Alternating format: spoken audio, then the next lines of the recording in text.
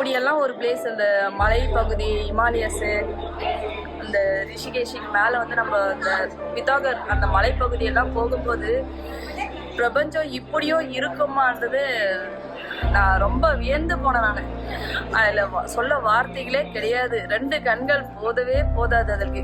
அதை பார்க்கும்போது தான் இவ்வளோ பிரம்மாண்டமான ஒரு படைப்பா, அதனால தான் இறைவன் வந்து இறைவனாக இருக்கான் அப்படின்றத நான் ரொம்ப ஆழமாக உணர்ந்தேன். நான் இப்படி ஒரு பிளேஸ் இருக்கான்றது என்னுடைய வாழ்க்கையிலே முதல் முறையாக நான் உணர்ந்திருக்கேன், அனுபவிச்சிருக்கேன்.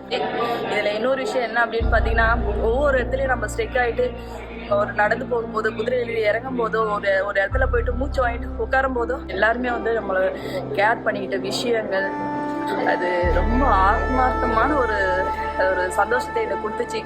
அது வந்து மற்ற உயிரை பார்க்காம தன் உயிரை போல நேசிச்சாங்க. சாப்பிட்டீங்களாமா, ஒரு உடம்பு சரினா கூட என்னாச்சுன்னு கேர் பண்ணிக்கிட்ட விஷயங்கள், இதெல்லாம் வந்து வாழ்க்கையில் சொல்ல முடியாத ஒரு அனுபவங்கள். அது வார்த்தைகளால் சொல்ல முடியாது. நன்றி உணர்வோடு அதை வெளிப்படுத்தணும். இந்த யாத்திரையே வந்து நாங்களாம் அட்டன் பண்ணுவோமான்னு கடவுள் கொடுத்த வாய்ப்பை வந்து ரொம்ப அனுபவம் ரொம்ப நல்லா இருந்தது. அந்த இயற்கையோட இது ரொம்ப வைப்ரேஷன் நல்லா இருந்தது. உண்மையே அது வந்து எல்லோரும் ஒரு முறை வாழ்க்கையில் போய் வர வேண்டிய ஒரு இடம்.